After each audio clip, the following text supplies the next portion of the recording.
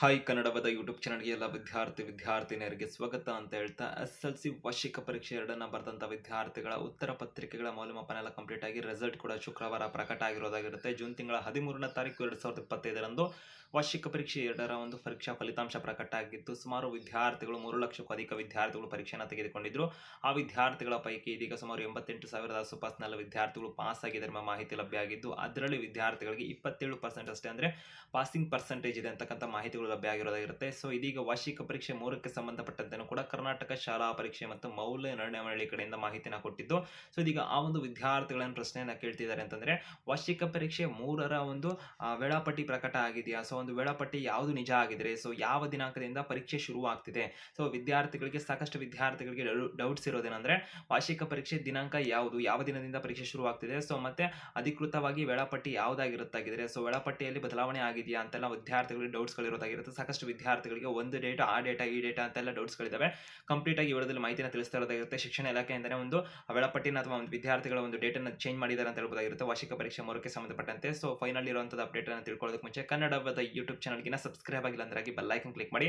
ನಿಮ್ಮೆಲ್ಲ ಸ್ನೇಹಿತರಿಗೆ ಮಾರಿದೆ video share ಮಾಡೋರಿಗೆ ಮಾಹಿತಿನ ತಲುಪಿಸಿ ಅಂತ ಹೇಳ್ತಾ, ನಿಮ್ಮೆಲ್ಲ ಸ್ನೇಹಿತರಿಗೆ ವಿಡಿಯೋ ಡಿಸ್ಕ್ರಿಪ್ಷನ್ ಲಿಂಕ್ ಇರುತ್ತೆ. ಸೊ ಆ ವಿಡಿಯೋ ನೋಡಿದ ನಂತರದಲ್ಲಿ ವಿಡಿಯೋನ ಶೇರ್ ಮಾಡಿ ಮಾಹಿತಿನ ತಲುಪಿಸಿ. ಹಾಗೆ ವಿಡಿಯೋ ಡಿಸ್ಕ್ರಿಪ್ಷನ್ ಲಿಂಕ್ ಕೂಡ ಇರುತ್ತೆ, ಇನ್ಸ್ಟಾಗ್ರಾಮ್ ಲಿಂಕು. ಸೊ ಅಲ್ಲಿ ಕೂಡ ಒಂದು ಸಬ್ಸ್ಕ್ರಿಪ್ಷನ್ ಆಪ್ಷನ್ ಅನ್ನು ಪಡ್ಕೊಳ್ಳೋದ್ರ ಮುಖಾಂತರ ನಿಮ್ಮ ಪ್ರಶ್ನೆ ಡೌಟ್ ಇದ್ರು ಕೂಡ ನಮ್ಮ ಜೊತೆ ಪ್ರಶ್ನೆ ಮೆಸೇಜ್ ಮಾಡೋದ್ರ ಮುಖಾಂತರ ಕಾಲ್ ಮುಖಾಂತರ ಮಾಹಿತಿನ ಪಡ್ಕೋಬಹುದಾಗಿರುತ್ತೆ. ನಂತರದಲ್ಲಿ ವಿದ್ಯಾರ್ಥಿಗಳಿಗೆ ಸೊ ಒಂದು ಅಧಿಕೃತ ಮಾಹಿತಿಗಳನ್ನಾಗಿರ್ಬೋದು ಮತ್ತೆ ಸ್ಟೋರಿಗಳನ್ನಾಗಿರ್ಬೋದು ವೀಕ್ಷಣೆ ಕೂಡ ಮಾಡಬಹುದಾಗಿರುತ್ತೆ ಸಬ್ಸ್ಕ್ರಿಪ್ಷನ್ ಅನ್ನು ಪಡ್ಕೊಂಡಂತ ವಿದ್ಯಾರ್ಥಿಗಳು ಅಂತ ಹೇಳ್ತಾ, ಇತರ ನಿಮ್ಮ ಸ್ನೇಹಿತರು ಕೂಡ ಮಾಹಿತಿನ ತಲುಪಿಸಿ. ಸೊ ವಿಡಿಯೋ ಡಿಸ್ಕ್ರಿಪ್ಷನ್ ಅಲ್ಲಿ ಇನ್ಸ್ಟಾಗ್ರಾಮ್ ಲಿಂಕ್ ಇರುತ್ತೆ ಅಂತ ಹೇಳ್ತಾ, ಯೂಟ್ಯೂಬ್ ನಲ್ಲಿ ಜಾಯ್ನ್ ಆಪ್ಷನ್ ಕೂಡ ಇರುತ್ತೆ, ಅದರ ಸೌಲಭ್ಯವನ್ನು ಕೂಡ ನೀವು ಪಡ್ಕೋಬಹುದಾಗಿರುತ್ತೆ.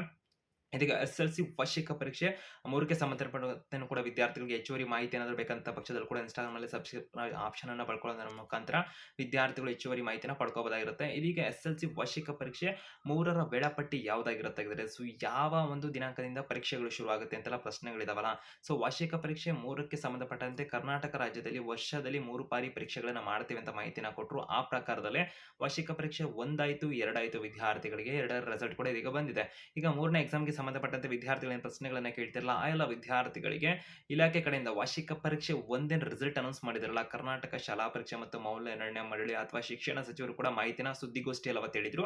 ವಾರ್ಷಿಕ ಪರೀಕ್ಷೆ 2 ಮತ್ತು 3ರ ಒಂದು ದಿನಾಂಕನೂ ಕೂಡ ಮಾಹಿತಿನ ಅವ್ರು ಕೊಟ್ಟಿದ್ರು. ಸೊ ಆ ಪ್ರಕಾರದಲ್ಲಿ ಅಂದ್ರೆ ವಾರ್ಷಿಕ ಪರೀಕ್ಷೆ 1ರ ರಿಸಲ್ಟ್ ಬಂತಲ್ಲ, ಆ ದಿನಾಂಕದಂದು ಶಿಕ್ಷಣ ಸಚಿವರು ಹೇಳಿದ್ದೇನೆಂದ್ರೆ, ಜೂನ್ ತಿಂಗಳ 23ನೇ ತಾರೀಕಿನಿಂದ ವಿದ್ಯಾರ್ಥಿಗಳಿಗೆ ಜೂನ್ ತಿಂಗಳ 30ನೇ ತಾರೀಕಿನ ತನಕ ಪರೀಕ್ಷೆ ಮಾಡ್ತೀವಿ ಅಂತ ಏನು ವಾರ್ಷಿಕ ಪರೀಕ್ಷೆ 1ರ ರಿಸಲ್ಟ್ ಪ್ರಕಟ ಆದಂತ ಸಂದರ್ಭದಲ್ಲಿ ಮಾಹಿತಿನ ಕೊಟ್ಟಿದ್ರು. ಆದ್ರೆ ಇದೀಗ ವಿದ್ಯಾರ್ಥಿಗಳಿಗೆ ವೇಳಾಪಟ್ಟಿಯನ್ನು ಕರ್ನಾಟಕ ಶಾಲಾ ಪರೀಕ್ಷೆ ಮತ್ತು ಮೌಲ್ಯ ನಿರ್ಣಯ ಮಂಡಳಿ ಶಿಕ್ಷಣ ಇಲಾಖೆ ಕಡೆಯಿಂದ ಬದಲಾವಣೆ ಮಾಡಿದ್ದು, ವಿದ್ಯಾರ್ಥಿಗಳಿಗೆ ಜುಲೈ ತಿಂಗಳ 5ನೇ ತಾರೀಕಿನಿಂದ ಜುಲೈ ತಿಂಗಳ 12ನೇ ತಾರೀಕಿನ ತನಕ SSLC ವಾರ್ಷಿಕ ಪರೀಕ್ಷೆ 3 ನಡೆಯಲಿದೆ ಅಂತ ಅಂದ್ಬಿಟ್ಟು ಒಂದು ಅಧಿಕೃತ ವೇಳಾಪಟ್ಟಿಯನ್ನು ಕೂಡ ಪ್ರಕಟ ಮಾಡಿದ್ದಾರೆ ಅಂತ ಹೇಳ್ಬೋದಾಗಿರುತ್ತೆ. ಅದನ್ನ ಕನ್ನಡ ವೇದ ಇನ್ಸ್ಟಾಗ್ರಾಮ್ ಅಲ್ಲಿ ಕೂಡ ಅಪ್ಲೋಡ್ ಆಗಿರುತ್ತೆ, ವಿದ್ಯಾರ್ಥಿಗಳು ವೀಕ್ಷಣೆ ಕೂಡ ಮಾಡ್ಕೊಬೋದಾಗಿರುತ್ತೆ ಅಂತ ಹೇಳ್ತಾ, ಸೊ ಹಾಗೆ ಇತರೆ ಒಂದು ಸುತ್ತೋಲೆಗಳನ್ನು ಕೂಡ ವೀಕ್ಷಣೆ ಮಾಡಲಿಕ್ಕೆ ವಿದ್ಯಾರ್ಥಿಗಳು ಮತ್ತೆ ಹೆಚ್ಚುವರಿ ಪ್ರಶ್ನೆಗಳಿದ್ರು ಕೂಡ ಒಂದು ಸಬ್ಸ್ಕ್ರಿಪ್ಷನ್ ಆಪ್ಷನ್ ನಿಮಗೆ ಸಹಾಯ ಮಾಡುತ್ತೆ, ಅದನ್ನ ಕೂಡ ವೀಕ್ಷಣೆ ಮಾಡ್ಕೋಬಹುದಾಗಿರುತ್ತೆ ಅಂತ ಹೇಳ್ತಾ, ನಂತರದಲ್ಲಿ ವಿದ್ಯಾರ್ಥಿಗಳಿಗೆ ಅದರ ಒಂದು ವಿಡಿಯೋ ಕೂಡ ವಿದ್ಯಾರ್ಥಿಗಳಿಗೆ ಕನ್ನಡ ವೇದ ಯೂಟ್ಯೂಬ್ ಚಾನಲ್ ಕೂಡ ಅಪ್ಲೋಡ್ ಮಾಡಿದ್ವಿ. ವಿದ್ಯಾರ್ಥಿಗಳಿಗೆ ವೇಳಾಪಟ್ಟಿಯನ್ನ ವಾರ್ಷಿಕ ಪರೀಕ್ಷೆ 3ಕ್ಕೆ ಸಂಬಂಧಪಟ್ಟಂತೆ ವೇಳಾಪಟ್ಟಿಯನ್ನು ಸ್ಕ್ರೀನ್ ಮೇಲೆ ನೋಡ್ತೀರಾ. ಸೊ ಸಂಪೂರ್ಣವಾಗಿ ವಿವರಿಸಿರೋದಾಗಿರುತ್ತೆ. ವಿದ್ಯಾರ್ಥಿಗಳು ಅದನ್ನ ಕೂಡ ವೀಕ್ಷಣೆ ಮಾಡಬರುತ್ತೆ ಕನ್ನಡ ವೇದ ಯೂಟ್ಯೂಬ್ ಚಾನಲ್ ಅಲ್ಲಿ. ಸೊ ಇಲ್ಲಿ ಲಿಂಕ್ ಕಾಣಿಸ್ತಿದೆ ವಿದ್ಯಾರ್ಥಿಗಳಿಗೆ, ಇದನ್ನ ಕ್ಲಿಕ್ ಮಾಡೋದ್ರ ಮುಖಾಂತರ ಕೂಡ ವಿದ್ಯಾರ್ಥಿಗಳಿಗೆ ವಾರ್ಷಿಕ ಪರೀಕ್ಷೆ 3ರ ವೇಳಾಪಟ್ಟಿಯನ್ನು ತಿಳ್ಕೊಬೋದಾಗಿರುತ್ತೆ. ಜುಲೈ ತಿಂಗಳ 5ನೇ ತಾರೀಕು 2023ರಿಂದ ನಿಮ್ಮ ಒಂದು ಅಧಿಕೃತವಾಗಿ ವಿದ್ಯಾರ್ಥಿಗಳಿಗೆ ಪರೀಕ್ಷೆ ನಡೆಯುತ್ತೆ ಅಂತ ಹೇಳ್ಬೋದಾಗಿರುತ್ತೆ. ವಿದ್ಯಾರ್ಥಿಗಳು ವಾರ್ಷಿಕ ಪರೀಕ್ಷೆ 3 ಹೆಚ್ಚಿಗೆ ಅಪ್ಡೇಟ್ಸ್ ಇನ್ಫಾರ್ಮೇಷನ್ಗೆ ಚಾನಲ್ಗೆ ಸಬ್ಸ್ಕ್ರೈಬ್ ಆಗಿ ಬೆಲ್ ಐಕಾನ್ ಕ್ಲಿಕ್ ಮಾಡಿ.